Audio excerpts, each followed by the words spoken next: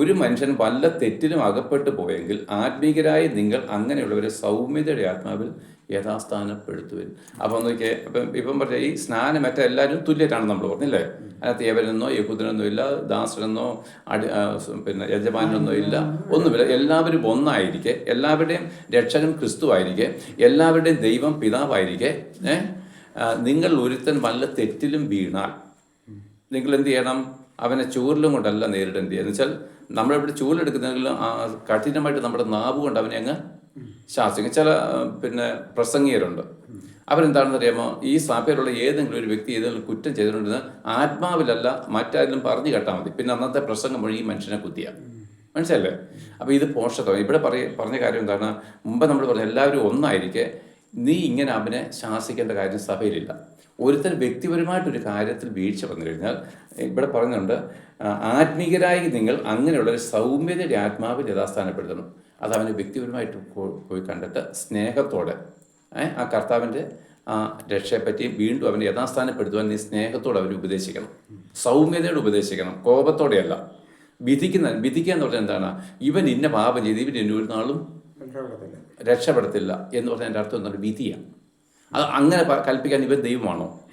ദൈവത്തിന് മാത്രമല്ല ഒരു മനുഷ്യൻ, ഒരു വ്യക്തി ഇന്ന സംഭവിക്കുമെന്ന് പറയാൻ അധികാരമുള്ളൂ.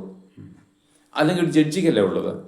ജഡ്ജിയല്ലേ പറഞ്ഞത് ഇവന് ഇന്ന തെറ്റ് ചെയ്ത് കഴിഞ്ഞാൽ ഇവനെ ഇന്ന നിയമപ്രകാരം തൂക്കിക്കൊല്ലാൻ വിധിച്ചിരിക്കുന്നു. അത് വിധിയാണ്. അപ്പം നമ്മൾ സഹോദരന്മാർ അങ്ങനെ വിധിക്കാൻ പാടില്ല. നീ ഇനി നന്നാകത്തില്ല, നീ ഇനി സഭയെ അങ്ങനെയാണ് ഇങ്ങനെയാണെന്നൊക്കെ പറയുമല്ലോ. എന്നാൽ ചില കേസുകൾ സഭയിൽ നിന്ന് അവരെന്താണ് പുറത്താക്കുന്നുണ്ട്. അത് കഠിനമായിരിക്കുന്ന പാപം ചെയ്യുന്നവരെ അവരെന്താണ് നശിച്ചു പോകാനല്ല, അവർ സഭയിൽ നിന്ന് അവനെ മാറ്റി നിർത്തി കഴിഞ്ഞാൽ സാത്താൻ അവനെ ഉരുട്ടി പെരട്ടും. ഇവൻ നിലവിളിച്ചുകൊണ്ട് പിന്നെയും മടങ്ങി വരും. അതിനു വേണ്ടിയിട്ട് ചില സഭയിൽ നിന്ന് പുറത്താക്കുന്നുള്ളൂ. അത് കഠിനമായിരിക്കുന്ന പാപം ചെയ്തവരെ. പക്ഷേ ഇന്ന് ഈ കുത്തിയുള്ള പ്രസംഗങ്ങൾ മറ്റുള്ളവരെ പരസ്യമായിട്ട് പറഞ്ഞിട്ട് ആ സഭായോഗത്തെ അലക്ഷ്യമാക്കുന്ന, നശിപ്പിക്കുന്ന ചില പ്രസംഗങ്ങൾ. എന്നിട്ട് പറയുകയാണ്, നീയും സൗമ്യതയുടെ ആത്മാവിൽ യഥാസ്ഥാനപ്പെടുത്തുവിൻ, നീയും പരീക്ഷയിൽ അകപ്പെടാതിരിക്കാൻ. അപ്പോൾ എന്താണ്? ഇപ്പോൾ സാറ് എൻ്റെ സഭയിൽ ഒരു അംഗമാണെങ്കിൽ സാർ ഒരു തെറ്റ് ചെയ്ത് കഴിഞ്ഞാൽ എനിക്ക് ആ കാര്യത്തിൽ വലിയ ഭാരമുണ്ടാകണം. എനിക്ക് വലിയ വേദന. എൻ്റെ കുഞ്ഞൊരു തെറ്റ് ചെയ്ത് കഴിഞ്ഞാൽ ഞാൻ അവനെ തല്ലിക്കൊല്ലുമല്ലോ. എന്തൊരു വേദനയല്ലേ? നമ്മുടെ കുഞ്ഞൊരു പാപത്തിൽ അകപ്പെട്ടെന്ന് അറിഞ്ഞു കഴിഞ്ഞാൽ നമ്മുടെ ഹൃദയം തകർന്നു പോകത്തില്ലേ?